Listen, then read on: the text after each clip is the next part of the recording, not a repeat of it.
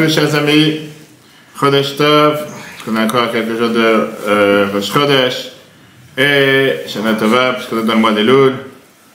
Et on va voir justement aujourd'hui, chers amis, ensemble, comment gagner la guerre vers la victoire. Comment transformer le cours de la guerre. Et c'est tellement important, puisque c'est la paracha de cette semaine, la paracha qui t'était. Mais c'est aussi, bien sûr, l'actualité qui est tellement aussi importante avec chacun d'entre nous. Et dans lequel nous sommes depuis tellement de temps, depuis le 7 octobre, maintenant ça fait plus de 11 mois, ça fait plus de, en réalité, 20 ans qu'on subit énormément du Hamas à Gaza, dans le nord d'Israël, dans le sud, pardon, a grandi toute une génération qui était poursuivie par les alarmes qui n'ont pas arrêté avec les missiles du Hamas qui sont arrivés jusqu'à Herzliya et qui ont bouleversé la vie d'un pays entier. Mais pendant 20 ans, on s'est habitué à vivre avec. Et pas seulement on s'est habitué à vivre avec, on a dit que c'est la norme.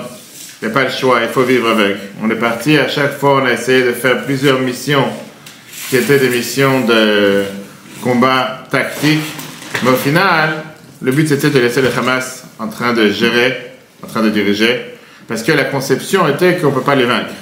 Le Hamas, c'est une idéologie qui est imbattable. Est arrivé malheureusement le 7 octobre.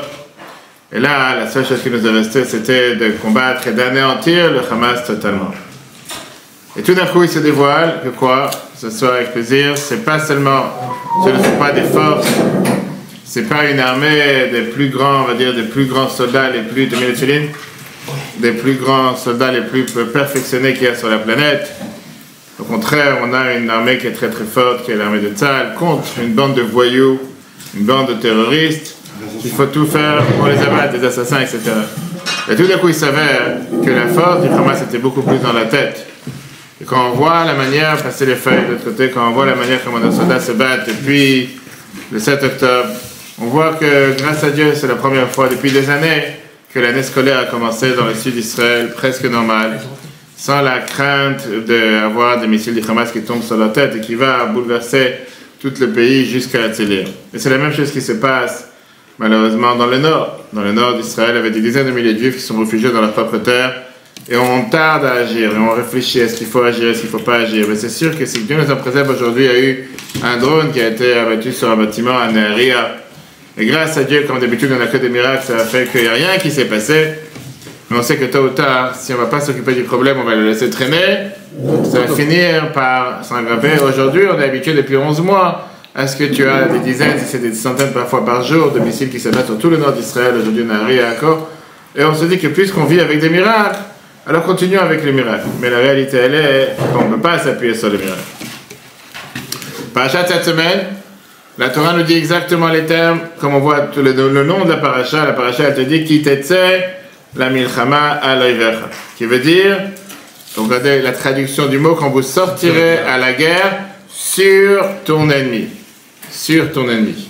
Montano Hashem elokecha beyadecha, et Dieu va te donner cet ennemi dans tes mains.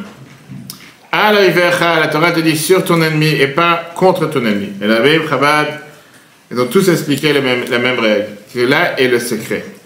Il n'y a pas vraiment de, qu'on appelle ça, il n'y a pas vraiment de, il n'y a pas vraiment de, on peut pas mettre sur la même balance nous et nos ennemis. C'est pas ici un combat entre deux forces qui sont identiques et que parfois une force gagne et parfois l'autre force gagne. Loin de là. On parle ici d'un combat qui est entre la Kedusha, les forces du bien, et entre ce qui est une imagination.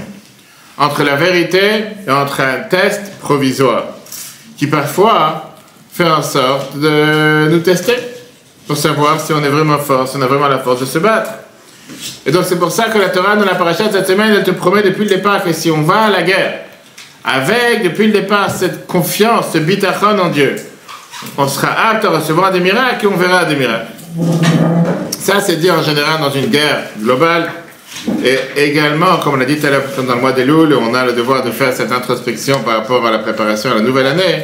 Exactement la même chose avec la guerre particulière que nous avons contre l'ennemi interne qui est à l'intérieur de chacun d'entre nous. Combien de fois on va poursuivre le fantasme et les plaisirs et les désirs du mauvais penchant? Du peur qu'on perd parfois un vrai plaisir. Mais la réalité, elle est qu'en règle générale, cette épreuve qu'on peut parfois confronter, il est fait exprès pour nous pousser à l'intérieur de nous-mêmes à agir et à vouloir être beaucoup plus forts. En deux mots, ne pas oublier, comme la Chassidut nous explique, que le mauvais penchant, il a été aussi créé par Dieu. Les forces du mal ont été aussi créées par Dieu. Avec quel but? De dévoiler les forces internes que nous avons et de pouvoir les faire jaillir vers l'extérieur. Donc la seule chose qu'on a besoin de faire parfois, c'est de fermer les oreilles, fermer les yeux, et de réaliser comment cet obstacle qui se présente face à nous, envers une seconde, cet obstacle qui est face à nous, c'est pas un vrai obstacle, c'est un obstacle qui est plutôt une fantaisie, c'est plutôt une image, c'est plutôt une pièce de théâtre. Si on sait la dévier, si on sait la déjouer, on va pas tomber dans son piège, et au contraire, on va en sortir beaucoup plus fort. C'est quoi la question? Est-ce que ça part un lien en direct quand Moïse, quand on envoyait les 10 plaies, c'est la volonté d'Hachem, on va envoyer les 10 plaies pour... Alors ça c'est différent, ça c'était envers les Égyptiens. Oui, je suis d'accord. C'était effectivement, comme on a vu plusieurs fois dans tous les cours, c'était pas seulement contre les Égyptiens, c'était aussi pour le peuple juif, que le peuple juif dévoile et comprenne qu'il y a un Dieu sur terre. Voilà, et là c'est pas la même chose aussi. Non, c'est pas la même chose. Là, Dieu t'envoie un mauvais penchant, parfois il t'envoie un obstacle, parfois il t'envoie une difficulté, que ce soit un ennemi global, comme on a vu le Hamas, ou parfois c'est un ennemi interne, le mauvais penchant qu'on a à l'intérieur de nous, comme on va tout de suite développer ce soir, pour essayer de faire découvrir à l'intérieur de toi des forces que sans ça tu les aurais pas eues, et que maintenant tu es capable de les avoir, et grâce à ça faire pouvoir jaillir le bien qui est à l'intérieur de toi vers l'extérieur. Un exemple avec un roi qui avait une fille unique, et c'était une fille parfaite, une princesse parfaite, c'était la gloire, c'était l'orgueil de toute la famille, c'était l'espoir du pays, celle qui allait hériter le roi. Et arrivé l'âge de mariage, le roi il a décidé que moi j'ai trouvé le meilleur compagnon, le meilleur partenaire pour se marier avec elle. Il a rassemblé tous les candidats qui sont arrivés à l'examen final, parmi eux un certain Ethan, et il les a mis devant un mur. Écoutez bien, il les a mis devant un mur. En les mettant devant le mur, le roi il a dit la chose suivante, il a dit que la princesse elle se trouve derrière le mur. Celui qui va être intelligent, d'être capable de franchir le mur avec ses mains, de casser le mur avec ses mains, sans aucun ustensile, sans aucun appareil, sans faire appel à un gisset, sans faire appel à qui que ce soit, c'est lui qui va pouvoir découvrir la princesse qui se trouve derrière le mur, et c'est lui qui va pouvoir gagner, pouvoir se marier avec elle. Superman.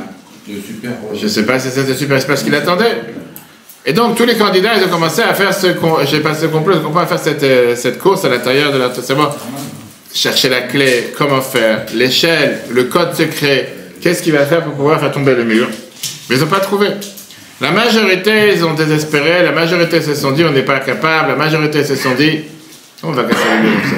Comment ça va commencer à réfléchir de quoi il est fait le mur? C'est un mur portugais, c'est un mur en bois, c'est un mur... Ils ont commencé à se dire mais qu'est-ce qu'on peut faire pour faire tomber le mur? Il y en a un qui a réfléchi, il s'est dit regarde, il s'est mis à 20 mètres en arrière, il a commencé à faire du sprint, ce qu'on appelle, il a commencé à courir vers le mur, il est rentré dans le mur, et il a déchiré le mur, et derrière le mur, il y avait la princesse qui était assise. Il s'est avéré que le mur, c'est un mur en carton. C'est pas du tout un mur solide. Lui, il s'est dit, il a réfléchi, il s'est dit, je sais que le roi, il veut qu'on réussisse. Je sais que le roi, il veut que sa fille se marie. Je sais que le roi, il veut qu'on puisse combattre le mur. Et donc, je savais très bien que le mur qui est en face de nous, c'est pas un vrai mur. Il y a quelque chose derrière. Il y a bien quelque chose qui se cache derrière. Il s'est dit, si je vais 20 mètres en arrière, et je rentre dans le mur, ça va tomber avec un coup de pied, ça va tomber. Et c'est ce qui s'est passé. Et ça, c'est sa métaphore qui va nous expliquer exactement la même chose que nous avons dans la vie quotidienne et que nous avons dans le monde en général avec la guerre. Le paracha, elle commence avec ce qu'on appelle les problèmes des riches. Le problème des riches, la Torah te dit comment le dilemme de ceux qui gagnent la guerre. Et la Torah commence à te dire l'exemple d'une femme très belle. Tu as trouvé une femme très belle qui était dans la guerre, le roi te dit qu'elle était sortie à la guerre, pourquoi? Pour aller conquérir de nouveaux territoires, qui étaient la Milchama, pour élargir les frontières de la terre d'Israël. Et la guerre se termine avec la victoire du peuple juif, et on a pris des prisonniers, comme dans chaque guerre, de l'ennemi. Et là, les combattants qui sont loin de la maison, et surtout quand la guerre elle continue très très loin, ils ont un mauvais penchant à l'intérieur d'eux, avec une des prisonnières qui a été prise de la guerre, qui était une des femmes les plus belles. Et le Midrash Sifri te raconte en te disant que ces prisonnières, c'est pas qu'ils les ont forcés à venir avec eux, ils voulaient venir avec eux. Il n'a pas forcé cette prisonnière à venir avec lui. Mais elle s'est dit, je veux venir, pourquoi pas profiter des combattants qui sont si forts, qui ont gagné la guerre. Ok. Et la Torah, quand elle te raconte en te disant qu'au final, les combattants, ils se disent, bah, si on a déjà un prisonnier avec nous, Pourquoi pas en profiter? Pourquoi pas avoir des rapports avec elle jusqu'à la ramener chez elle à la maison? Et là, la Torah te donne le vice. C'est-à-dire tu as le droit de la ramener chez toi à la maison, mais avec un oui et un non. C'est quoi le oui et le non? La Torah te donne toute une panoplie d'enveloppes et de limites pour créer au final le non. Et d'après la majorité des commentateurs, on te dit que quoi? Que en étant chez toi à la maison, tu n'as pas le droit d'avoir des rapports avec elle, tu dois attendre 30 jours, elle doit se couper les cheveux et les ongles pour au final perdre toute sa beauté, et qu'elle va commencer à pleurer le fait qu'elle languit la maison de ses parents. Et une fois qu'elle est chez toi à la maison, après un mois, tu n'es plus intéressé, tu es déjà totalement refroidi, et tu t'es dit, tu sais quoi, merci, au revoir, laisse-moi tranquille, retourne chez toi, j'ai plus besoin de toi. En fait, la Torah dit, tu peux oui le prendre, mais c'est quoi? Et ça, c'est ce que la Torah te dit. Quand tu sors à la guerre sur ton ennemi, la Torah te dit comment gagner cette guerre. La Torah te dit qu'au final, c'est quelque chose qu'on ne peut pas l'éviter quand on est après 11 mois de guerre en Israël, une guerre acharnée contre le Hamas et contre tous les autres ennemis d'Israël. Hier, il y avait l'attentat sur les Bikat Hayarden, sur les Jourdains, avec les 3 qui ont été tués, abattus par un terroriste jordanien. Avec cette frontière qui est ouverte à des centaines de kilomètres sans aucune protection matérielle. On est attaqué de tous les côtés. Il y a des miracles tous les jours. Comme aujourd'hui ce drone qui s'est abattu sur ce bâtiment, à Naharia, et les personnes qui habitent dans l'appartement, ils disent j'étais sorti faire des courses. Alors que si jamais il aurait été à l'intérieur, ça va, on vit sur des miracles. Mais là, la paracha te dit justement, tu sais quoi? Tu auras une victoire. Une victoire sereine, une victoire garantie, même parfois sans prière. On peut penser que la Torah dit qu'il ne faut pas prier.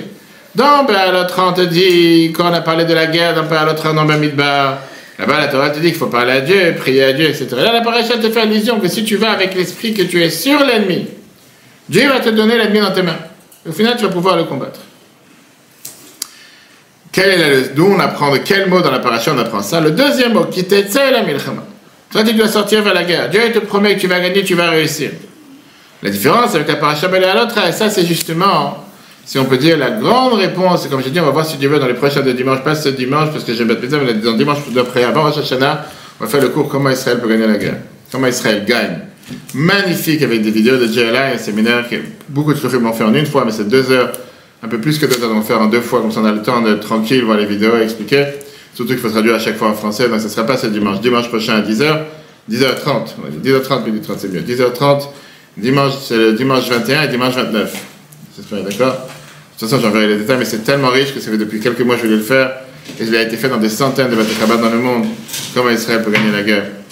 Mais j'ai la question que tout le monde demande. Où était Dieu le 7 octobre? Je vous ai raconté la semaine dernière, j'étais dans un voyage, j'ai envoyé les photos en train de mettre des filines à quelqu'un, et la personne qui était devant moi, je lui ai demandé ce qu'il me mettait des filines, et il m'a dit Venifkat, il m'a dit un mot en hébreu, Venifkat. Venifkat, c'est un mot qu'on dit dans la Haftara qui veut dire que tu n'étais plus à ta place, tu as manqué à ta place. Au début, j'ai fait comme si j'ai pas compris ce que tu veux me dire, de quoi tu parles. Et il faisait les 5 versets, que David, Jonathan, que David était invité pour manger et qu'il n'était pas présent. Bref, il voulait me dire en 2 mots que Dieu, depuis le 7 octobre, il a disparu. Il dit, moi, je les ai mis jusqu'au 7 octobre. J'ai dit, le 8, et le 9. Il dit, non, j'ai arrêté. Je savais, ma grand-mère, elle était dans les camps à Dach, à Auschwitz. Ma mère est née à Pokin. Je suis là aujourd'hui. Quel rapport avec eux? Et c'est la question que les gens te disent, où était Dieu le 7 octobre? La même question que les gens te demandent. Et la Torah, la paracha de cette semaine, elle te dit, Dieu n'a pas enlevé de chacun d'entre nous le libre arbitre. Dieu te donne la possibilité de faire des graves erreurs. Pendant 20 ans, on a fait toutes les erreurs possibles et imaginables. On a lâché la bande de Gaza qui appartenait à l'époque au peuple juif.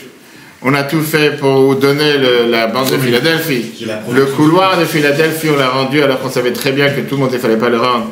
Et on a fait en sorte que tous les armements avec lesquels le Hamas s'est armé pendant 20 ans sont passés par le couloir de Philadelphie. Pareil, le couloir de Rafah, on a fait passer là-bas toute cette machine de guerre et tous ces missiles, etc., etc. On les a laissés se rapprocher jusqu'à la barrière avec ces ballons, avec tout soi-disant, comment on dit ça, c'est pas les ballons, c'était avec lesquels... Nous, comment ils ont atterri? Les deltaplanes qui étaient bourrés d'explosifs. Bref, et avec ça, on a diminué les forces de l'armée en disant qu'on peut s'appuyer sur tout ce qui est la technologie. Et on s'est dit qu'en face à nous, c'est juste une petite bande d'idiots qui sont capables de rien. Et que Dieu nous en préserve. Depuis 11 mois, on n'a pas de se battre et on n'a pas encore fini. On a vu ça cette année dans le cours du Dit Tevet. On a dit que le Dit Tevet, c'est le premier de tous les jeûnes. Le Dit Tevet, la Torah dit que c'est le plus grave. La Boudraham te dit, c'était le jour où Samach Melech Bavel el Yerushalayim, que le roi de Babel s'est rapproché pour faire une brèche à la muraille de Jérusalem. Et on dit que le jour du Dit Tevet, le jeûne du Dit Tevet est comparé au jeûne de Kippour, à tel point que si jamais il devait tomber Shabbat, on aurait dû jeûner le Dit Tevet le jour de Shabbat. C'est pour ça que ceux qui ont fait le calendrier hébraïque, d'ailleurs cette année, l'année qui arrive, le Dit Tevet tombe vendredi, et on jeûne vendredi. D'accord? Maintenant, au final, la Torah, elle te dit, c'est quoi le problème du Dit Tevet? Ah non, je te rappelle que le calendrier s'est arrangé de faire en sorte qu'il ne tombera jamais Shabbat, comme ça on ne doit pas jeûner Shabbat, parce que s'il devait tomber Shabbat, on devrait jeûner Shabbat. Et la Torah te dit que le Dit Tevet, c'est le jour le plus dur du calendrier parmi les jeûnes. Alors on sait très bien que c'est pas vrai. Tu as le 17 Tammuz, tu as le 9 Av. Pourquoi le Tisha B'Av qui était il n'y a pas longtemps? Pourquoi le Dit Tevet? Parce que la Torah dit que le Dit Tevet, c'était le commencement de tous les malheurs. C'était 2 ans et demi plus tard. 2 ans et demi plus tard, il y a eu la destruction du temple, le 17 Tammuz, le 9 Av. Mais le Dit Tevet, c'était le moment où l'ennemi s'est approché de la muraille de Jérusalem et il a fait une brèche. Et puisqu'on n'a pas écarté l'ennemi à l'époque, les résultats, les conséquences, c'est ce qui s'est passé beaucoup plus tard. Et la réalité, elle est que si tu laisses l'ennemi t'approcher de la barrière, et tu laisses s'amuser avec la barrière, et tu l'éloignes pas de la barrière, pense pas que demain il va s'arrêter là. Et on a vu malheureusement avec nos yeux ce qui s'est passé avec le Hamas, avec beaucoup d'autres, et pas seulement avec le Hamas, avec les 4 coins, le Hezbollah qui s'est rapproché depuis la guerre du Liban, etc. Et donc plus tu laisses l'ennemi se rapprocher, tu as besoin d'avoir énormément de bénédictions divines, de protection divine pour pouvoir éviter le dégât. Mais malheureusement, c'est pas aujourd'hui qu'il faut pleurer, c'était avant. Pourquoi tu as laissé faire? Et c'est la même chose avec le combat qu'on a interne avec le mauvais penchant, comme on va voir tout à l'heure. Le secret de comment combattre le mauvais penchant, c'est quand tu sais que tu sors depuis le départ sur ton ennemi. Ne laisse pas pénétrer à l'intérieur de toi, tu dois l'écarter, le mettre d'une situation hors état de nuire. Ne fais pas rentrer un ennemi chez toi à la maison. Et la Torah te dit, si tu agis de cette manière, je le ferai tomber dans tes mains. De l'autre côté, quand le mauvais penchant il a déjà eu un impact sur toi, et quand il est déjà bien ancré à l'intérieur de toi, automatiquement, c'est beaucoup plus dur à s'en débarrasser. Et parfois, tu finis par tomber dans ses mains. Un exemple de la vie de tous les jours, quand quelqu'un te dit aujourd'hui, je vais mettre le tefilin, je vais me lever le matin, c'est le mois des lunes, 9h du matin, 7h, 8h, peu importe qu'on peut mettre le tefilin, je vais mettre le tefilin. Bonne décision, quelque chose de mal. Dieu fait en sorte que le lendemain matin, tu as pris la décision à la même heure que tu as dit à 8h, je vais mettre le tefilin, paf, le téléphone il sonne. À l'heure pile. C'est pas le Dieu qui t'appelle pour te envoyer un alarme de mettre le tefilin. Celui qui t'appelle, c'est certainement, je sais pas, l'avocat, le banquier, va savoir 1001 choses importantes. Je dis, ah, ça fait 3 semaines que je lui cours derrière, je suis obligé de lui répondre. Si je n'ai pas les réponses, va savoir, je vais le courir derrière plus tard. Tu commences à lui parler, et la personne, il commence à te dire, vous savez, vous avez un problème là, vous avez un problème, vous avez mangé, et qu'est-ce que je dois faire? Eh bien, c'est très simple, envoyez-moi un email, envoyez-moi quelque chose. D'une chose à l'autre, tu commences à voir, d'une chose à l'autre, tu commences à agir, et tu commences à faire, et qu'est-ce qui se passe? 8h30, 9h, et après tu dis, ah, faut que je parte, il y a des embouteillages. Et comme ça, tu as mangé tout cru. Pourquoi? Parce que depuis le départ, tu as laissé rentrer l'ennemi chez toi. Depuis le départ, tu as fait en sorte que l'ennemi s'est rapproché. Et au final, tu n'as plus la force de le battre. Maintenant, tu te dis, c'est pas grave, j'ai raté le combat aujourd'hui, et demain je vais me battre. Demain, je vais commencer à me battre. Demain, je te promets, je vais me battre. Et demain, tu vas gagner. Et des fois, tu as des gens qui désespèrent à cause d'une fois. Et le lendemain, il ne va pas venir à 8h, il va venir à 8h05. Et c'est comme ça que la Torah te dit, si depuis le départ, tu te dis, je suis sur l'ennemi, si depuis le départ, c'est toi qui es en contrôle, à ce moment-là, tu sais que tu vas gagner. Si tu laisses rentrer, tu laisses rapprocher de la frontière, tu laisses rapprocher de la barrière et tu laisses pénétrer, comme on dit, tu n'as plus aucune chance. Après, je prendrai l'exemple des cheveux, mais c'est pas, je vais le prendre ça maintenant. La même chose, d'accord? Si on a encore une chance, c'est-à-dire qu'il faut être... Bien sûr que c'est jamais fini. La Torah te dit, Dieu n'a jamais fermé la porte à la tchouva. Bien sûr qu'on a toujours la possibilité de réparer. Mais la réalité, elle est, comme j'ai dit tout à l'heure, pourquoi te créer des ennuis? Pourquoi faire en sorte que la situation soit plus difficile quand elle peut être plus facile? C'est tout. La Torah, elle te promet la victoire. Et les commentateurs, ils te disent que cette promesse, c'est aussi une réalité avec une allusion à la grande guerre. Que c'est une guerre qui ne se termine jamais. Parce que si on commence à analyser chaque mot du verset, on va voir que chaque mot pose problème. La Torah commence en disant tu vas sortir à la guerre. On parle en langage singulier. La guerre, c'est quelque chose qui est c'est un pays, c'est un État, c'est une nation. Surtout qu'on parle d'une vraie guerre dans la partie de cette semaine. Comme on l'a vu dans Ba'alatra, on te dit comme vous allez être à la guerre dans votre terre. Pourquoi on te parle ici en langage singulier? Quand tu sortiras à la guerre. On aurait dû dire quand vous allez sortir faire la guerre. On parle au peuple juif. Deuxièmement, On te dit, quand tu vas sortir la milchama, à cette fameuse guerre, de quelle guerre tu parles? On aurait dû dire qu'il t'était les milchama, vers le combat, peu importe quelle guerre, tu ne parles pas ici de telle guerre. Il n'y a pas une guerre maintenant, je parle en général. Viens le Rachaim, il te demande cette question en te disant, qu'est-ce que ça veut dire qu'il t'était la milchama? Comme s'il n'y a pas une guerre plus grande que ça, c'est la fameuse grande guerre, de quoi tu parles? Troisième et quatrième question, le Kliyakar te dit, pourquoi au départ on te dit qu'il t'était la milchama à l'oivecha, tu vas te sortir sur la guerre sur tes ennemis, et après on te dit, Untano, Dieu va te le donner dans tes mains. Ce sont tes ennemis ou c'est ton ennemi? Si c'est ton ennemi, il va te le donner dans tes mains. Si c'est tes ennemis, qu'est-ce qu'on devrait dire? Il va te les donner. Ils vont te les donner. Ils vont. Non, il va te les donner dans tes mains. D'accord? En deux mots, pourquoi on mélange? On mélange singulier pluriel. D'après, et tout le monde, que ce soit le Moussa, la Chassidou, tous les commentateurs de la paracha, ils te disent la même chose. Ils te disent, la promesse du verset qu'on va gagner la guerre, elle inclut tous les détails de ce qu'il y a dans le combat qu'on peut faire contre les forces du mal. D'abord, que ce soit le combat contre les forces du mal externes, forces du mal qui sont le pire ennemi, les vrais ennemis, l'ennemi extérieur, mais aussi les forces du mal qui sont à l'intérieur de chacun d'entre nous. C'est la même guerre contre les mêmes forces qui veulent faire tomber un juif de son rôle dans le monde, quand bien sûr le centre de problème sur terre, c'est Israël. Ça a toujours été, ça sera toujours. D'abord le verset, prenons d'abord le texte simple du verset. Le verset te parle d'une guerre physique, mais il vient aussi, une guerre matérielle, mais il vient aussi te donner une allusion à la guerre du mauvais penchant spirituel, qui en réalité, elle est beaucoup plus dure. Shlomo HaMelech, le roi Salomon, te dit la fameuse phrase dans Mishlei, chapitre 16, verset 32. Tov erech apayim mi gibar ou moshel berucho miloch yadir. Tu dis que c'est beaucoup plus dur de pouvoir combattre son souffle, son esprit, de pouvoir faire la guerre interne avec ton mauvais penchant qui est à l'intérieur de toi, que d'aller conquérir une ville. Si beaucoup de généraux ont été capables de conquérir beaucoup de peuples, mais dans la guerre, les valeurs éthiques et morales, ils sont zéro.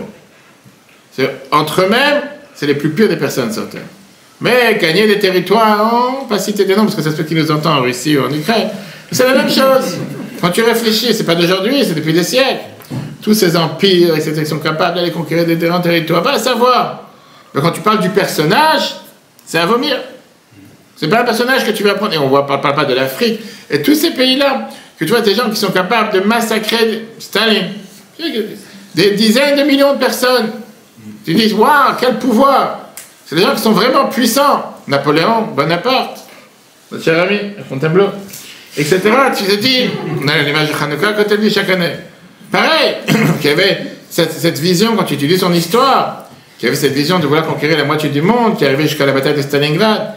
Et tu dis, waouh, c'est des gens qui sont vraiment énormément forts. Mais quand tu commences à apprendre qui est ce personnage en tant que père, oublie maintenant la guerre et les grandes victoires, ce n'est pas des extraterrestres, ce n'est pas des humains. Ce n'est pas des gens qui sont chaleureux, courtois, qui sont respectueux, qui respectent les valeurs de l'autre, etc. Pas d'accord? Tu es d'accord? Tu voulais dire quelque chose? Tu voulais dire quelque chose? Non. D'accord. Tu n'es pas d'accord, c'est pas grave. Donc justement, mais c'est la première qui te dit que parfois, conquérir son propre souffle, conquérir son propre esprit, c'est beaucoup plus difficile que pouvoir conquérir, parfois c'est beaucoup plus difficile que de conquérir des grandes villes. Pourquoi? Tout d'abord, parce que le combat interne, c'est un combat personnel. C'est un combat dans lequel tu es tout seul. Il n'y a pas de ce qu'on appelle des divisions d'armée, il n'y a pas de soldats, il n'y a pas de l'armée de l'air, il n'y a pas la presse qui est derrière toi. C'est toi et le bon Dieu. Toi face à ton mauvais penchant. Deuxièmement, c'est une guerre H24, 7 jours sur 7. Il n'y a pas un moment de répit. Alors que la guerre contre le Hamas, la guerre contre toutes ces autres organisations terroristes dans le monde, il y a des moments de guerre, il y a des moments de calme, il y a des moments dans lesquels il y a des, on appelle des cessez-le-feu, qu'on les laisse se rearmer entre guillemets. Peu importe. Mais au final... On va finir par croire que c'est un cadeau. C'est quoi? Qui est la guerre. Tout à fait, on va voir. Attends, c'est la fin du cours, ça. C'est le plus beau cadeau que Dieu nous a donné. Ah oui, j'ai d'accord? Tu connais le cours, tu peux sortir. Ok. C'est un cadeau que tu m'as flingué. Les Chachamim te disent que les mauvais penchants ressemblent à une mouche, à une moustique. Les Chachamim te disent qu'une moustique, elle n'est pas là pour défendre les animaux, heureusement, une moustique ne se repose jamais. Une moustique se repose jamais. Qui veut dire, c'est où tu la tues, ou elle te pique. Il Il n'y a pas on va cohabiter ensemble. Je ne connais pas ici quelqu'un qui est prêt à cohabiter avec une moustique où toute la nuit elle fait zzzz. T'es d'accord ou pas? Il y a que Laurence qui est d'accord. Les gens normaux ils ne sont pas d'accord. Oui? T'es d'accord? Qu'est-ce que tu dis? Ils font plus de bruit. Ils sont forts maintenant. Ils font plus de bruit. C'est l'intelligence artificielle. D'accord. Non, mais je te parle des vrais. D'accord? Les vrais ils piquent parce qu'ils te font du bruit, d'abord ils automatique ils vont passer. D'accord? Quelqu'un de normal, il n'est pas prêt à cohabiter ensemble. D'accord? Qui ne dit pas, non, la peine, de la pauvre, la malheureuse, pourquoi tu vas la tuer, pourquoi tu vas les frapper? Il y a certains qui disent ça, ils ne sont pas là ce soir. Non, en général, c'est pas comme ça, d'accord? Et donc, ça, c'est ce que les Chachamim te disent. Toi, tu peux gagner le mauvais penchant à 10h, et il arrive à 10h02. Tu penses que tu l'as abattu, il revient le lendemain. Il revient l'heure d'après. Mais la Torah, elle te donne la victoire depuis le départ en te disant que tu t'essaies. Tu sors à la guerre tout seul. Si tu es prêt à aller à ces combats de la vie, ces combats que personne ne te voit, que personne te propulse vers la victoire, que personne t'encourage, la milchama, ce fameux combat, parce que c'est le combat de la vie pour laquelle l'âme est descendue sur terre. C'est une guerre contre des ennemis. Et le verset il se termine avec la gage singulière et Dieu te le donnera dans tes mains. Parce que ce mauvais penchant, il est beaucoup d'ennemis à la fois. Parfois on l'appelle le Hamas, parfois le Hezbollah, parfois les Houthis, parfois les Irakiens, parfois les Jordaniens. Parfois c'est des plaisirs et fantasmes matériels de manger, parfois de relations interdites, parfois de la gloire, de l'honneur, parfois de l'argent. Mais c'est tous les mêmes, que ce soit dans la grande échelle et la petite échelle. La Torah te dit on parle du même mauvais penchant, on parle des mêmes forces du mal, et la Torah te promet, Dieu te le donnera dans ta main. Comment tu peux réussir à avoir la victoire? La Torah te dit depuis le départ, le premier mot, Aloïvecha. Qu'est-ce que ça veut dire Aloïvecha? Tu ne vas pas à la guerre contre ton ennemi, tu ne vas pas à la guerre face à ton ennemi, tu vas à la guerre sur ton ennemi. Et putain maintenant, comme la première explication, chassidique, qui a été écrite il y a déjà plus de 200 ans, que Al, parfois ça peut être expliqué comme avec. Qu'est-ce que ça veut dire avec? Torah te dit, les hommes sont venus sur les femmes, ça veut pas dire sur les femmes, c'est avec les femmes, pour donner leur don, pour amener le don pour le temple. La Torah te dit que le meilleur moyen de gagner ton ennemi, c'est de travailler avec lui. Tu veux dire, de le faire goûter de tes plaisirs, de le faire goûter de tes réussites. Tu sais quoi, il n'y a pas de souci, cher ami. Tu veux qu'on réponde au téléphone, tu veux que je regarde une partie de je sais pas quoi, tu veux que je regarde un film, tu veux que je fasse telle et telle chose. Viens, on fait moitié-moitié. Donne-moi 10 minutes, je te donne 10 minutes. T'es d'accord? Viens, on joue le jeu. Pourquoi tu as commencé à te battre contre lui? À quoi ça sert? Laisse-moi agir 10 minutes. Donne-moi 10 minutes tranquille. Tu peux me donner 10 minutes que je peux me consacrer dans la prière, que je peux me consacrer à prier, que je peux apprendre 10 minutes sans portable. C'est possible? Laisse-moi 10 minutes, après je te donne 50 minutes. Mais donne-moi 10 minutes tranquille. Comme il sait qu'il va avoir ces 50 minutes, alors il va te donner ces 10 minutes. En 2 mots. La barrière ouverte là. Une seconde. Ça, c'est la première explication. Ça, c'est in. Qui veut dire, c'est comme si tu lui donnes, on va dire, des pots de vin. Tu vas essayer de le corrompre. Et lui dire, tu sais quoi, viens toi aussi goûter à ce que je fais. Je suis prêt à venir avec toi dans ton terrain, mais viens toi aussi dans mon terrain. Viens voir comment. Et c'est malheureusement ce qu'Israël a fait, qu'on prend l'exemple d'Israël, de faire entrer tellement d'ennemis à l'intérieur d'Israël, en disant, tu sais quoi, regardez, venez apprendre la culture, de tout ce qui est, pas la culture, comment on appelle ça, la culture du Moyen-Orient, la culture de la démocratie, comment on vit avec les autres. Et goûter à ça. Et la preuve, c'est que la majorité d'entre eux veulent avoir les papiers israéliens, veulent vivre à l'intérieur, veulent profiter du système qui leur paraît tellement normal. Mais malheureusement, ça se retourne contre nous. Donc ça, c'est une chose occidentale, exactement. C'est vrai qu'on est au début de l'année scolaire. Rambam te dit, Maïmonide te dit, quelle est la manière de commencer à apprendre à un enfant en bas âge en lui donnant à l'époque, c'était des noix et des différentes, comment on appelle ça, différentes noix, pistaches, etc., pour qu'il puisse avoir. C'est comme à l'époque les bonbons d'aujourd'hui ou les glaces d'aujourd'hui, etc. Une fois qu'il va grandir, et il va grandir et il va commencer à venir au cours ou quoi que ce soit. Il va se dire, tu sais quoi, pourquoi je viendrai à un cours? Parce qu'il y a un buffet sur la table. S'il n'y aurait pas un buffet sur la table, peut-être je ne serais pas venu, maintenant je vais venir parce qu'il y a un buffet, ça va l'attirer. Et c'est ce qu'on fait en général avec beaucoup de jeunes. Tu vas dire, viens, il y a des pizzas, Pourquoi? En 2 mots, il y a la partie matérielle qui fait en sorte que le corps matériel, il s'est dit, tu sais quoi, si moi j'ai ce qui est mon confort, je suis prêt à venir aussi spirituellement, mais si c'est que du spirituel, on dit que le peuple juif est le peuple le plus fou, que le jour de l'année où il n'y a rien à manger, ils viennent le plus à la synagogue. En général, ils sont tous achetés avec le manger. Le jour où tu dis il faut jeûner 24 heures, là on est. Pourquoi tu es venu? Il n'y a pas à manger aujourd'hui. Non, alors pour ça qu'on a inventé dans la Beth de buffet à la fin de Kippour. C'est les gens qui disent, ça vaut la peine pour le buffet. Va savoir, en général. Mais la réalité, les gens disent, bah, ça c'est la tromperie. Parce que c'est pas la réalité. La réalité, tu dois faire la Torah parce que Dieu te demande, pas parce que tu vas gagner quelque chose. C'est faux. Parce que Rambam te dit clairement que ça, c'est la manière d'apprendre la Torah. Mitor shelo lishma ba lishma, qui veut dire, d'abord, il faut faire les mitzvot pas parce que Dieu il veut. Faire les mitzvot parce que j'ai un gain personnel, parce que j'ai un intérêt personnel, parce que je vais avoir une longue vie si je fais respect des parents, je vais mettre finie, j'aurai une longue vie, je vais donner la zakat, je vais être sauvé de la mort, je vais mettre les mezuzah, je serai protégé. Pas la Torah te dit ça. C'est pas interdit. Mais c'est pas le but réel pourquoi je l'ai fait, mais ça commence comme ça. Et à la fin, tu finiras par les faire parce que c'est ce que Dieu veut. Donc la Torah elle-même, elle te dit qu'au départ, tu as le droit de faire les mitzvot pour des raisons extérieures à la volonté de Dieu, c'est pas interdit. Et après, tu les feras parce que Dieu veut. Vous voyez, on se rapproche à la fête de Kippour. La fête de Kippour, si Dieu veut, dans un peu plus de 30 jours. Et on a vu dans la paracha Acharei, qui est la lecture de la Torah qu'on lit en général le jour de Kippour, que qu'est-ce qui était un des grands composants des mitzvot qu'on faisait dans le temple le jour de Kippour, c'était d'envoyer un des deux boucles à Azazel.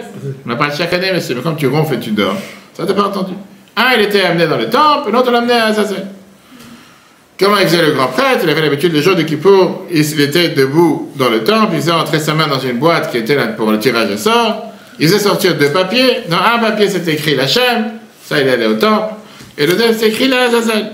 Ce qui montait dans la main droite, il mettait sur la tête du bouc droit. Ce qui était dans la main gauche, il mettait sur le bouc la tête du bouc gauche.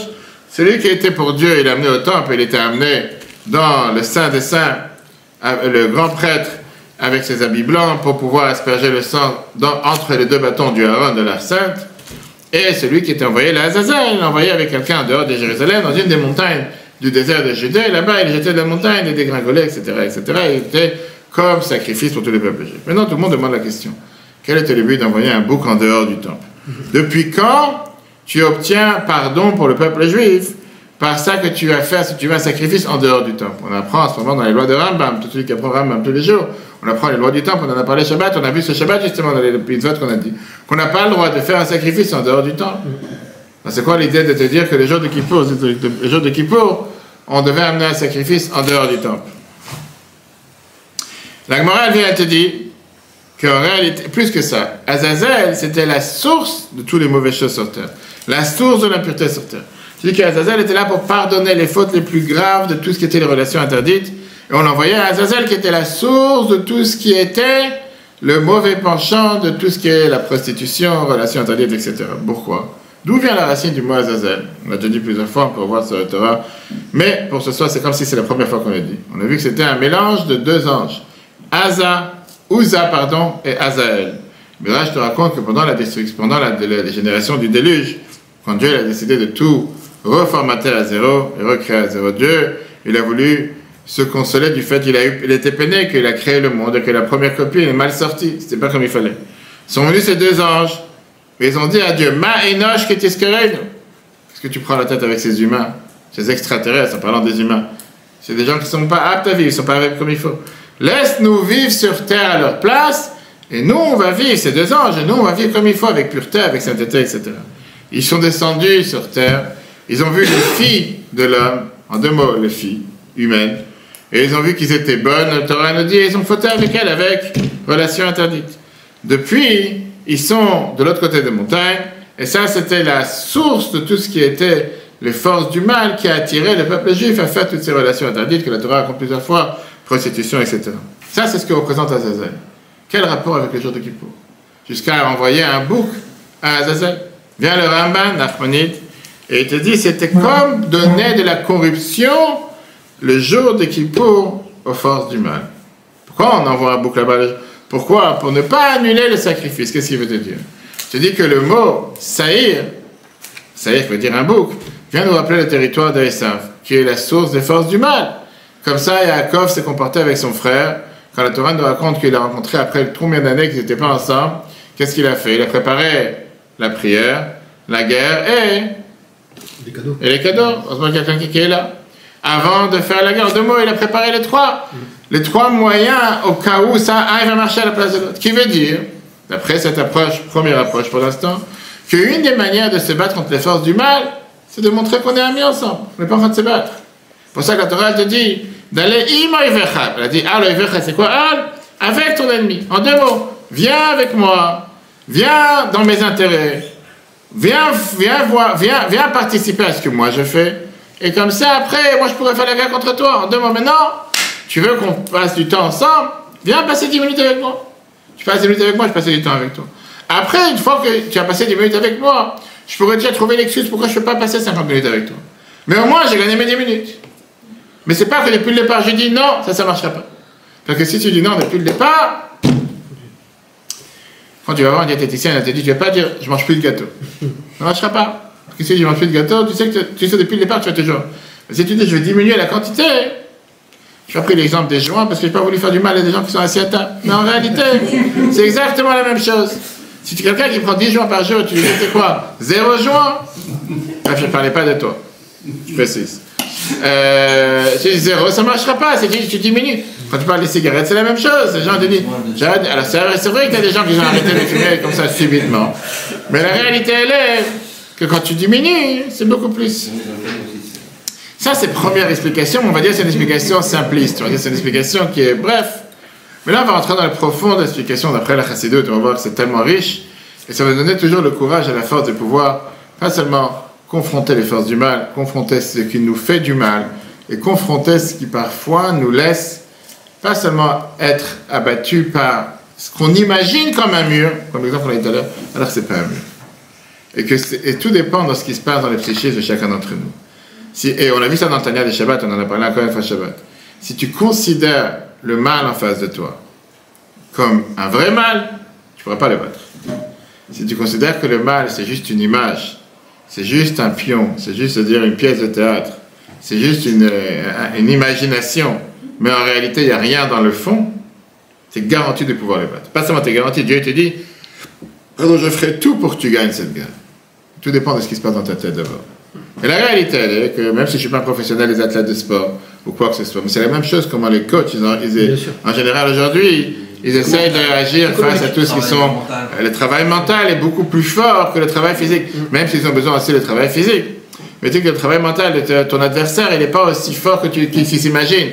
Alors même s'il va venir, il va te crier « Waouh !» ils vont te faire tous ces bruits de fou, et tous ces sautages en l'air comme des singes, je vais savoir.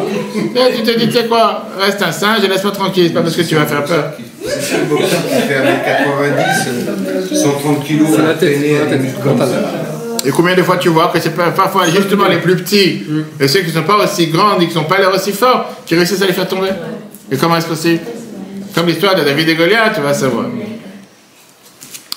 Maintenant, revenons à la deuxième explication. Deuxième explication, Nishta. La deuxième explication, c'est quoi? La deuxième explication, c'est Aloy Vecha, qui veut dire, comme on l'a dit tout à l'heure, comme la Chassidoute explique, sur ton ennemi. Parce que ça vient te montrer qu'en réalité, il faut se dire qu'on parle ici de la pièce de théâtre la plus belle qu'il y a dans la vie. Combien les forces du mal ont l'air fortes? Et combien ils ont l'air qu'ils nous haïssent et qu'ils nous font du mal? Ne pas oublier que c'est des émissaires et des envoyés de Dieu. C'est Dieu qui a créé ces forces du mal pour faire sortir de l'intérieur de nous le meilleur. C'est pour nous mettre au défi pour arriver à faire partie de la BRI, du GIPN, de faire partie des élites qu'il y a dans l'armée et dans la police. Et c'est pour ça qu'il faut passer par les plus grands défis, les plus fous qu'il y a sur Terre. C'est à toi de décider si tu veux faire partie de cette élite ou si tu veux faire partie de ceux qui sont dans la cuisine en train d'éplucher les pommes de terre. Ils sont aussi dans l'armée. On ne peut pas les critiquer. Ça n'a rien à voir avec le corps d'élite, que dans toute la France, tu n'en as que 70, ou tu n'en as que 100, et que tous ceux qui font en général le concours, que la majorité d'entre eux, ils lâchent au milieu. Mais encore une fois, c'est à toi de décider. Maintenant, tu vas dire, mais pourquoi tant d'obstacles? Quand tu vois ceux qui font en Israël, qui est pareil, pour pouvoir avoir le béret Golani ou quoi que ce soit, qui courent pendant des kilomètres et des kilomètres de la chaleur dans des montagnes, et dans des chemins pas possibles, dans la boue et sur des grillages, et que jusqu'à ce qu'ils arrivent à la fin, tu dis, qu'est-ce que je vais prendre la tête? Laisse-moi regarder le film, télévision, je sais pas, quelque chose. Et la réalité, elle est qu'eux-mêmes, ils te disent, on est fou de le faire, on a envie de le faire, parce qu'on sait que par ça, on va arriver à se surpasser, surmonter, découvrir des forces qu'on a à l'intérieur de nous, que sans ça, on ne les aurait pas découvert. Une des questions les plus connues qu'on a parlé plusieurs fois, c'est la question que tout le monde demande. Comment se fait-il que les forces du mal existent? Comment l'impureté existe? Comment dans le monde Dieu a pu créer des ennemis qui sont des empires qui sont les plus opposés à la Gdusha? Et en général, Ça n'existe pas une force du bien qui n'a pas un opposant face à lui. Dieu n'a pas créé une force de Gdusha qu'il n'y a pas une force de Kripa en face. Il n'y a pas une force de Gdusha, de sainteté, qu'il n'y a pas une force du mal qui va la contre-attaquer. Tu auras toujours un microbe ou un virus qui va toujours venir s'en prendre de force du mal. Où il n'y a pas du bien, il n'y a pas de mal. Sur tous les échelles, sur tous les niveaux. Dès que tu as quelqu'un qui fait quelque chose de bien, tu auras toujours quelqu'un qui va venir vouloir le rabaisser. Toujours quelqu'un qui va vouloir se moquer. Toujours quelqu'un qui va vouloir... Tu dis, c'est pas possible, qu'est-ce qu'il y a de mal dans ce qu'il fait? Non. Puisque c'est une force du bien, tu auras une force du mal. Et plus la force du bien elle est forte, plus la lumière elle est forte, plus il y a des opposants qui arrivent. D'où on le sait, le Torah nous raconte avec Acher, notre cher ami, Elisha ben Avouya, qui a donné une réponse. Agmara Chagiga, page 14, on nous raconte qu'il y a 4 qui sont entrés dans le paradis, qui sont dans les jardins célestes. Ben Azai, Ben Zoma, Acher, Elisha ben Avouya, Rabbi Akiva. Acher, il est arrivé à la conclusion en se disant que dans le monde, il y a 2 divinités. Il y a 2 forces ennemies. Parfois c'est l'un qui gagne, parfois c'est l'autre qui gagne. C'est écrit dans les livres. D'où il a eu cette idée, d'où il est venu avec cette idée. Acher, qui était l'élève de Rabbi Meir, d'où il est arrivé avec une idée pareille. Parce qu'il y avait ce grand théologue, ce grand pasteur perse, qui s'appelait Zarathustra, que lui, il pensait que dans le monde, il y a 2 dieux. Si on peut dire comme ça. Il y a le dieu de lumière, et il y a le dieu d'obscurité. Il était à Disney, dans les tunnels là-bas, tu vois. Le noir, là, tu as les singes qui pendent comme ça, tu dois attraper. C'est les mondes fantômes. Tu connais pas ces jeux? T'es jamais parti là-bas? Les trappes fantômes. Les trappes comme ça, tu vas devant dans le noir, avec des gens qui te font du bruit. T'as jamais vu ça? Ouais, les trucs pour faire peur. Hein. Pour faire peur. Il y en a qui ont vraiment peur. Tu vois des adultes, ils tremblent. Un jour, on va aller ensemble. On va ensemble. On va ensemble, tu vas attraper la queue du singe. Non, lui, il s'est dit, c'est comme ça. Tu vas faire un tour gratuit. Maintenant, il te dit, t'as le dieu de la lumière et t'as le dieu de l'obscurité. Il dit que toute la vie, c'est un combat entre le noir et le blanc. Parfois, c'est le noir qui gagne, parfois, c'est le blanc qui gagne. Parfois, c'est la lumière, parfois, c'est l'obscurité. Et c'est pour ça que dans tous ces, on va dire, ces rituels perses, ils allumaient beaucoup de torches pour renforcer la lumière, le dieu de la lumière, contre le dieu de l'obscurité. Maintenant, Acha a compris cette idéologie. Et c'est ça qui a fait en sorte qu'il a lâché toute la religion. La Gemara nous raconte qu'il a vu un autre cas qu'il a totalement brisé. Il a vu un père, la paracha de cette semaine. Il a vu un père qui a ordonné à son fils de monter sur un arbre pour aller chasser les oisillons qui étaient sous la mer. Et comme ça, il va mériter à faire 2 mitzvot dans laquelle la Torah, elle te dit que tu auras longue vie. Respect des parents, et quand tu fais renvoyer la mère de ces oisillons. L'enfant, il est monté, et en descendant sur l'échelle a craqué, il est tombé, il est mort sur place. Acher, il a dit, il y a quelque chose qui ne marche plus dans mon système. C'est quoi cette contradiction entre la réalité et entre cette promesse divine? Ça veut dire que c'est tout faux. Et donc, il s'est dit, tu sais quoi? L'approche de Zarathustra, ça lui a répondu à son problème en lui disant que la promesse divine, elle marche tout le temps qu'elle ne confronte pas les dieux du noir, les dieux d'obscurité. Ces fantômes qui sont dans ces tunnels, à Disney, etc. Mais quand tu as cette guerre entre ces 2 grandes forces, je ne peux pas savoir qui c'est qui va gagner. Une fois c'est la lumière, une fois c'est le noir. Ça, c'était son idéologie. L'idéologie juive, elle est totalement contraire. D'où elle est contraire? Ishaïaou, chapitre 45, verset 7, il te dit Yotzer or uvor echasher. On dit ça tous les jours dans la prière. Dieu il dit j'ai créé la lumière et j'ai créé l'obscurité. C'est pas qu'il y a un Dieu de lumière et un Dieu d'obscurité. C'est moi le même Dieu qui crée la lumière et qui crée l'obscurité. Qu'est-ce qu'on dit? Ose shalom uvor era. Dans Ishaïa, il te dit j'ai créé la paix et j'ai créé le mal. Ani Hashem ose kolel, et c'est moi qui ai tout créé. C'est les forces du mal, c'est moi aussi qui les ai créées. Les ténèbres, c'est moi aussi. L'obscurité, c'est moi aussi. C'est pas qu'il y a 2 divinités qui sont en train de se battre l'un contre l'autre et que tu dis, parfois c'est l'un qui gagne et parfois c'est l'autre qui gagne. Parfois c'est Israël qui gagne, parfois c'est le Hamas qui gagne. Que Dieu nous en préserve. Non! La Torah, elle tient l'idée qu'il y a une seule force qui fait rouler cette planète. La divinité qui est Dieu, la Torah dit, Ein od milvado. Il n'y a rien à part Dieu. C'est Dieu qui a créé le mal, c'est Dieu qui a créé l'obscurité. Et tout ça pourquoi? Pour mettre au défi et mettre à l'épreuve le fils du roi. Le monde, il a été créé pour dévoiler le maximum de bien de manière infinie. Bien sûr, pour pouvoir toujours choisir le bien contre le mal et montrer justement la grandeur du fils du roi. C'est pour ça que parfois Dieu il crée le roi, il crée des difficultés pour élever le fils à ce qu'il arrive à se surpasser et pouvoir lui amener des salaires beaucoup plus grands grâce à la victoire. Mais comme on l'a dit plusieurs fois avec les exemples sportifs, avec les chevaux que tu les fais sauter, D'abord à 20 cm, après à 40 cm, après à 50 cm, après à 1 mètre. Et les gens disent pourquoi tu le fais courir encore une fois, tu mets la barre plus haut à chaque fois. Laisse-le vivre, laisse-le tranquille. Parce que tu veux qu'il développe des forces encore plus fortes que ça ne les avait pas. Ça, c'est ce qui est écrit dans les Zohar. Maintenant, cette compréhension dans la base des forces du mal crée justement cette idéologie révolutionnaire par rapport à sa faiblesse. Si Acher avait raison et le mal était vraiment un ennemi parallèle avec les mêmes pouvoirs que le bien, alors la Torah ne peut pas te donner une promesse Untano Hashem Elokecha beyadecha que Dieu te donne dans tes mains. Parce que la guerre, c'est quelque chose que je ne peux pas savoir depuis le départ. D'où est cette garantie que tu as dans la paracha? Dieu te donnera la victoire dans tes mains. Pas savoir, parfois c'est les forces du mal. Mais puisque le mal, c'est aussi un envoyé de Dieu, puisque le mal, c'est aussi les forces de Dieu qui sont limitées en fonction de sa mission, lui, il a reçu la force pour t'amener à l'épreuve, et pas plus que ça. Au moment où tu te tiens à l'épreuve et tu gagnes, à ce moment-là, cette prostituée peut quitter le palais, elle perd son rôle, et c'est toi qui as gagné. Et tu vas me dire, malheureusement, puisqu'on a le libre arbitre, beaucoup de gens ne préfèrent pas se battre et tombent dans l'épreuve. Et ça arrive. On est tous humains. Et c'est pour ça que la Torah te dit tout dépend de ce qui se passe dans ta tête. Au départ, la paracha te dit ah là, il fait sur ton ennemi. On ne parle pas ici de deux forces égaux. On parle d'un côté de vérité, l'autre côté c'est un pion, c'est qu'on est un joueur dans la pièce de théâtre, mais c'est un simple joueur. C'est pas réel. Quand tu comprends que c'est un joueur et tu comprends que c'est pas du réel, tu n'as plus peur. Ça, tu peux y faire face. Ça, c'est ce qu'on a bien écrit dans les côtés Sikha 30, page 159. Maintenant, on ne parle pas ici de quelque chose qui est en réalité une croyance. On parle de quelque chose de réel. Le fait est que si tu prends l'histoire du peuple juif depuis 3000 ans, ils ont tous disparu. Tous nos ennemis ne sont plus là. Il n'y en a pas un que tu peux dire que depuis 3000 ans, il est toujours là. Ils ont changé de couleur, ils ont changé de nom, ils ont changé de terrain, mais ils ont tous disparu. La réalité elle est que le seul peuple qui est resté, qui a le plus souffert, c'est le peuple juif.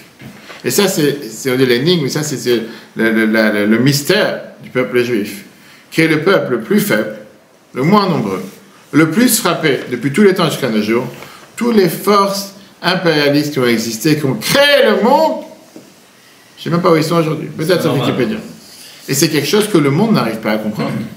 Qu'on veuille ou pas, quand tu regardes sur ces 3000 ans, c'est ce qui dérange beaucoup de personnes. Les gens n'arrivent pas. C'est pas normal. Comment ça se fait que depuis une semaine, on te parle sur les nouvelles, dans les quatre coins du monde, avec cette malheureuse, qu'on appelle ça, cette fille turco-américaine, je sais pas quoi, qui s'est fait tuer dans une manifestation en Israël, je sais pas où. Mais chaque jour, il y a des juifs qui se font tuer, on n'en parle même pas. Chaque jour, il y a des bombes qui tombent sur les sols, on n'en parle même pas. Ça ne nous intéresse pas. Ces gens-là, c'est des extraterrestres. Ce qui nous dérange, c'est quand quelqu'un qui n'est pas juif qui s'est fait tuer, c'est ce qui dérange. Le Midrash, il raconte une fameuse histoire. Avec Niron Kessa, on a parlé de ça pendant les 3 semaines, quand il a été envoyé pour aller, l'empereur grec, pour aller détruire le temple. D'abord, il a voulu savoir si Dieu serait avec moi pour détruire Jérusalem. Il a envoyé une flèche vers le nord, vers le sud, la flèche est tombée vers Jérusalem. Il a envoyé une flèche vers le nord, la flèche est tombée vers Jérusalem. Il a envoyé vers l'est et l'ouest, c'est tombé à Jérusalem. Il savait que Dieu, il était avec lui, que ça veut dire qu'il allait pouvoir détruire la ville. Après, il s'est dit, peut-être Dieu m'utilise comme un pion. Peut-être Dieu il m'envoie pour réveiller ses enfants à faire tchouva, mais après il va me punir que moi j'ai détruit Jérusalem. Donc il a arrêté un enfant, il a dit, dis-moi un verset à quoi tu penses. L'enfant il a dit un verset de Reskel, Fanatati Nikmati Be'edom, Aliad B'nai Israël. Je vais donner ma vengeance dans Edom par le peuple juif. En 2 mots, il a compris qu'en réalité, je suis un simple pion dans le théâtre du Seigneur. Il était au cabaret, on va savoir, je ne sais pas comment tu l'appelles, au Grand Rex, on va savoir. J'ai joué là-bas au théâtre. Il a compris qu'au final, tôt ou tard, je vais terminer mon rôle. Et tôt ou tard, je vais être puni, je vais disparaître de la planète. Il a enlevé ses habits de guerre, il a décidé de se convertir et il est devenu un des meilleurs élèves de Rabbi Meir. Voilà, il a compris, il fait, je ne suis pas si idiot que ça. Quoi, maintenant, je vais pouvoir avoir une victoire momentanée parce que je vais jouer dans les mains des ennemis, d'être un ennemi du peuple juif. Alors qu'en réalité, Dieu ne va jamais les laisser tomber, ces gens-là. Peut-être c'est un coup d'avertissement, mais il va être avec eux de leur côté. Il ne faut pas qu'ils soient bêtes. Et la réalité, elle est que quand on réfléchit dans la guerre personnelle, c'est exactement la même chose. Peut-être que quelqu'un il a un plaisir de faire une erreur et parfois ça le démange comme un fantasme qu'il n'arrive pas à surmonter, mais le plaisir d'avoir repoussé l'erreur est beaucoup plus fort. Le plaisir de se dire que j'ai réussi à combattre l'ennemi, j'ai réussi à surmonter l'épreuve, j'ai réussi à pas écouter, j'ai réussi à faire ce qu'il fallait faire, quelqu'un il est beaucoup plus heureux. On a vu ça avec l'histoire, on avait raconté ça avec l'histoire de Maroukva, je ne sais pas dans quel cours récemment. Maroukva était quelqu'un que tout le monde l'appelait comme quelqu'un le plus fort, on l'appelait Nathan de Tzutzit. La Gemara dans Sanhedrin, page 31, te raconte que la peau de sa figure, la peau de son visage était aussi brillante que la peau de Moshe Rabbeinu. C'était quelqu'un qui était énormément proche de Dieu. Rashi nous raconte et nous explique, dans les livres qui a été écrit par Rabbi Nissim Gaon, que quoi? Que Maroukva était très riche et réussissait dans tout. Une fois, il a décidé il a rencontré une femme qui s'appelait Chana. J'ai rencontré son dans les cours de récemment, oui. Et il a voulu avoir des rapports avec elle. Et cette Chana, elle ne voulait pas. Et puisqu'elle a refusé, il est tombé malade. Les docteurs, ils ont dit que le seul moyen de pouvoir être avec elle, de pouvoir sauver sa vie, c'est pas ça qu'il serait avec elle. Mais les Chachamim ont dit que c'est quoi cette bêtise? Que tu as envie d'avoir des rapports avec une femme, sinon tu vas mourir, personne ne va te permettre. Et donc les docteurs, ils ont dit, tu sais quoi, il a qu'à seulement venir pour le voir et parler avec lui. Mais les Chachamim ont dit non. Parce que ça, c'est un lien qui est clairement un lien pour avoir des relations interdites. C'est très bien que ça va venir. Et après, je dis, de raconter les nouvelles. C'est par quoi ça va se terminer. Avec le temps, il a guéri. En attendant, le mari de Chana, lui, il a eu des problèmes dans les affaires, il a eu des dettes, il a été mis en prison. Jour après jour, Chana venait voir son mari en prison. Et lui, il criait à sa femme que tu ne fais pas assez pour me sauver. Une fois, il a dit à sa femme, va voir le riche Maroukva. C'est un riche. Et demande-lui après qu'il puisse me prêter de l'argent, qui va faire en sorte que je pourrais me remettre sur mes pieds, pouvoir regagner, pouvoir me sortir de toutes mes dettes. Elle a eu peur, parce qu'elle savait que si elle allait voir Maroukva, ça va se terminer mal. Et son mari l'a poussé. Elle est partie voir ce riche, et elle lui a écrit un grand chèque. Parce qu'il voulait aider cette femme pour qu'elle aide son mari à cette femme. Maintenant qu'elle était chez lui à la maison et qu'il a fait un chèque, il dit, mais non, tu dois me payer ma commission. La commission européenne. Maintenant, elle était faible. Elle n'avait pas de comment se contre-attaquer, comment refuser. Et donc elle a dit comme ça. Elle a dit cette phrase. La Gemara Sanhedrin raconte. Elle a dit à Maroukva, je suis dans tes mains, tu peux faire avec moi ce que tu veux. Mais ce que je te demande, règne sur tes sentiments et surtout gouverne ton mauvais penchant.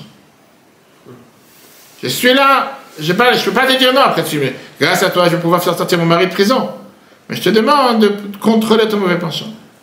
Et elle a raconté en lui disant la phrase suivante, en lui disant, va Thomas le Chana. Chana lui a dit, je suis dans tes mains et je suis sous tes ailes. Et je peux rien, j'ai pas de bouche pour être contre ta volonté. Mais je te fais savoir que tu as maintenant le moyen en un instant d'acheter la vie du monde futur. Fais attention, ne perds pas ton salaire et ne perds pas le bonheur de tout le monde futur avec un plaisir momentané. Que en général les gens ne peuvent pas arriver à ça facilement, seulement avec beaucoup de fatigue.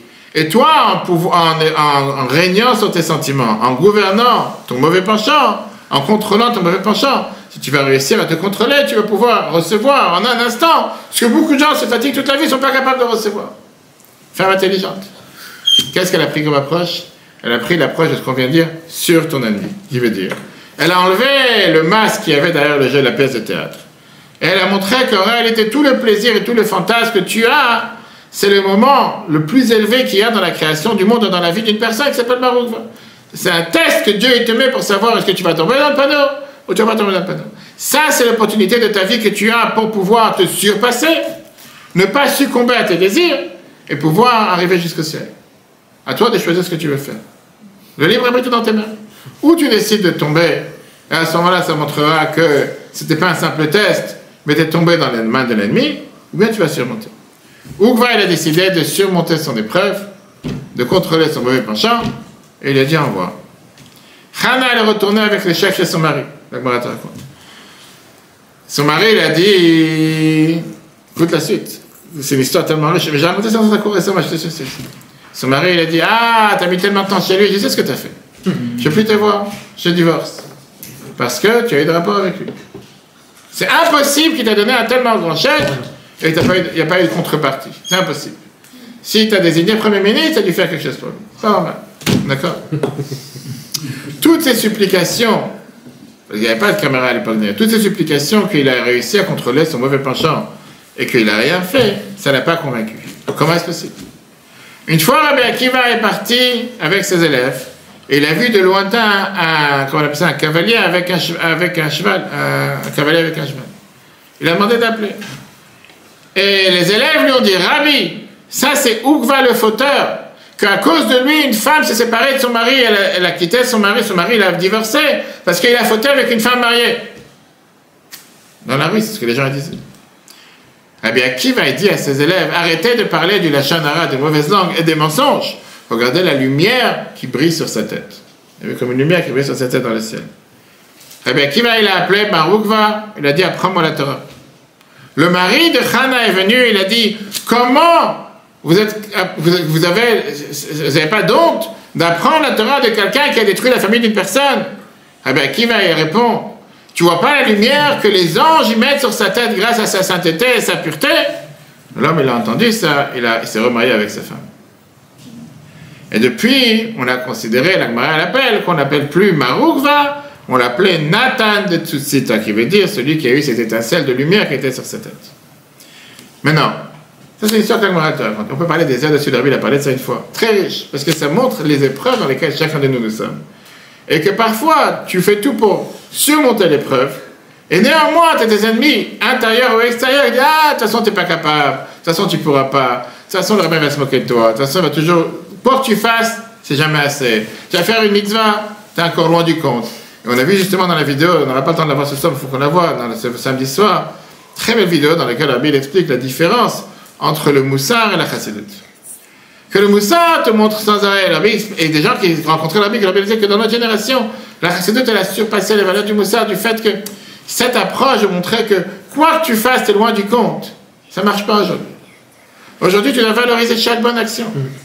Parce que c'est tellement plus facile de se donner des coups soi-même et de se dire que laisse tomber, de toute façon, je ne vais jamais réussir. Tu n'auras jamais réussi, tu ne seras jamais aussi bien, tu seras toujours loin du Seigneur. Quoi que tu fasses, tu es loin du... Et d'ailleurs, on a parlé de ça, on est en plein mois d'Elul. L'approche chassidique est tellement différente de l'approche du Moussar, qui est le mois d'Elul, ce n'est pas un mois de pleurs, ce n'est pas un mois d'angoisse. Quand là, j'entendais en train de travailler un discours du Rabbi de 1980 à des enfants, il dit que le mois d'Elul, c'est le mois le plus joyeux sur terre. Le mois dans lequel Dieu te donne la possibilité de réparer toutes les erreurs que tu as fait cette année et pouvoir arriver à la nouvelle année totalement blanchi. Pour ça, il faut pleurer. Ah, j'ai fait des erreurs. C'est Dieu qui m'a créé avec des erreurs. Dieu m'a créé avec un mauvais penchant. Dieu m'a créé avec la possibilité de pouvoir me tromper. Je suis tout à fait humain. Qu'est-ce que tu veux que je fasse? Quelqu'un m'a écrit il n'y a pas longtemps, je vous avais dit, quelqu'un m'a écrit il n'y a pas longtemps, c'était quoi? J'ai trop peur que j'ai fait tel et tel péché, etc. Est-ce que c'est normal? Et des fois, je pense à ça, je commence à trembler. Est-ce que c'est normal? Je vais te dire quoi? La réponse, c'est que tu es tout à fait humain. C'est pas un extraterrestre. Si tu pensais de toi que tu es la planète Mars ou Jupiter, tu es un être humain. Et c'est normal que tu fasses des erreurs. Et c'est normal que c'est pas la fin du monde, parce que tu as fait des erreurs, que pour ça, ça peut... Alors, ça veut dire qu'il faut faire des erreurs. J'ai pas dit qu'il faut faire des erreurs. Mais c'est pas parce qu'on a fait une erreur qu'on doit commencer à trembler. Le mois de l'Elul est fait spécialement pour te donner la possibilité de réparer cette erreur. On doit être content que Dieu nous donne cette capacité. J'ai raconté plusieurs fois cette histoire. Un chassid riche est rentré une fois chez son rabbi en lui disant qu'il a des pulsions de colère. Comment il s'appelait? Je dirai le nom après. Maintenant, il s'est dit comme ça. Il pense que les gens ne le valorisent pas assez. Et parfois, il s'énerve sur les gens qui sont sur... Parfois, ça arrive dans les synagogues, des fois, quelqu'un est énervé sur tout. Je prie le matin quelque part, il y a quelqu'un là-bas, il me rappelle ce personnage, que pour un rien, tout d'un coup, il a des pulsions, il commence à crier sur les gens. Tu restes à ta place, personne t'en veut, personne t'a rien dit. Tu as des gens comme ça. Ok. Alors, Rabbi lui dit, laisse tranquille, oublie. Tu prends pas la tête. Rabbi lui dit qu'on ne fait pas attention à ça. Lui, il a dit, qu'est-ce que ça veut dire? Je sais que j'ai des pulsions, je sais que je me mets en colère, je sais, ça me dérange. Et le Rabbi lui dit, bon, le Rabbi lui dit, fais pas attention. Le Rabbi appelle son secrétaire. Et il lui dit, regarde, Shabbat prochain, ce chassid riche, il va être ici, il est venu pour Shabbat, il va être là pour Shabbat. On a l'habitude en général à chaque fois de donner une montée à la Torah la plus importante, qui est Maftir, etc. Ce Shabbat, au lieu de donner Maftir, la montée la plus importante, donnez la montée la plus simple, qui est de fermer les Sefer. C'est ce qu'on donne en général aux enfants. On va monter plus à fond. Il fait qu'en général, c'est quelque chose que même un enfant de moins de 13 ans peut faire, n'importe quel enfant peut faire. Le secrétaire, il dit, je ne comprends pas, c'est riche, c'est le sponsor majeur de tout ce qui se passe dans la maison du Rabbi, etc. Et surtout, c'est un être humain qui est très orgueilleux et qui se soucie qu'on le fasse beaucoup de gloire. Vous savez, des gens, des fois, qui sont dans une synagogue, qui s'assure que tout le monde remarque qu'ils sont rentrés, que tout le monde les salue en premier, qu'il faut pas faire quelque chose de travers, faut surtout pas les reprendre, quoi que ce soit. Ok. Et il dit, et le secrétaire a dit, Rabbi, si jamais on va toucher à sa gloire et son honneur, ça peut être dangereux. Ça va être pas une pièce de théâtre, Shabbat, ça va être une explosion, ça va se passer. Mais non, il s'est dit, la seule chose que je peux faire, c'est d'arriver à la conclusion. Il s'est dit que la seule chose qu'il peut faire, c'est au moins de faire savoir aux riches avant Shabbat, avant qu'il arrive à la synagogue, que ce Shabbat, tu ne pourras pas recevoir la montée. Au moins, tu sais, d'amoindrir, on va dire, les explosifs. Ils sont moins grands. Ça, le Rabbi n'a pas interdit. Nous, arrive le moment de la lecture de la Torah. Et là, tout le monde attend de voir est-ce que c'est le riche qui va monter à Maftir. Et en plus, qu'après, on fait un Mishéberach, et dit combien la personne a donné. Chaque Mishéberach qu'on fait dans une synagogue normale, on dit aux gens, alors combien tu donnes, quel est le don que tu donnes à la synagogue, et chaque Shabbat, il se vante, à chaque fois qu'il monte, il va donner des dizaines de milliers, etc. Et là, les gens voient que pas seulement on ne l'a pas invité au Maftir, pas seulement qu'on ne l'a pas invité à monter à la Torah, on lui donne à fermer le Sefer comme un enfant qu'on a pédé à la trésor. Tout le monde savait que c'est quelqu'un de coléreux. Tout le monde savait que c'est quelqu'un de tempérament très chaud. Et ça, les gens ils attendaient, quelle est l'étincelle qui va le faire exploser? Ça va exploser quelque part. Et ça fait quand? Mais comme il était prêt depuis le départ, il a été averti. Il est monté pour fermer le Sefer, il est retourné à sa place comme si rien n'était. Après Shabbat, le Rabbi l'appelle. Le Rabbi lui dit comme ça. J'ai vu que tu as réussi facilement à surmonter sur son trait de caractère coléreux et d'orgueil. Comme je te dis depuis le départ, c'est quelque chose qui est rien. T'en fais un monde, mais c'est rien, c'est un défi qui est très très simple. Et là, le riche répond au Rabbi, il fait, monsieur le Rabbi, c'est pas la même chose. Il fait là, il m'a préparé depuis le départ au plan. Et donc, je savais depuis le départ que c'est un jeu que le Rabbi fait face à moi. J'étais prévenu. Comme je t'ai dit, quand tu mets un enfant face à une pièce de théâtre, tu sais très bien que c'est une pièce de théâtre. Tu sais que c'est de la fausse magie. Tu sais que c'est pas quelque chose de réel. T'as pas aussi peur que si tu n'aurais pas été prêt, que tout d'un coup tu penses à quelque chose. Le Rabbi dit, tu sais quoi? Toute la vie, c'est une pièce de théâtre que Dieu met face à nous. Pour essayer de faire en sorte de nous faire pousser le meilleur et de surmonter les défis. Et donc pourquoi tu dois t'énerver? Pourquoi tu dois prendre à cœur? Si tu considères que la personne en face de toi, c'est un vrai monstre qui va te manger vivant, tu t'énerves. Je te dis, c'est encore une épreuve que Dieu aime. Tu sais quoi? On va jouer le jeu. C'est une pièce de théâtre. Alors c'est vrai qu'au final, on doit prier tous les jours que cette pièce de théâtre se termine. Au mois de l'eau, qu'on doit mériter qu'on ait la victoire soit contre le Hamas et les forces du mal, soit la victoire contre nos propres forces internes du mal. Mais c'est important de se rappeler la leçon de la paracha d'aujourd'hui, que dans la vie de tous les jours, nous sommes des vainqueurs. Nous sommes des vainqueurs, pas parce qu'on se l'imagine, parce que Dieu nous a promis que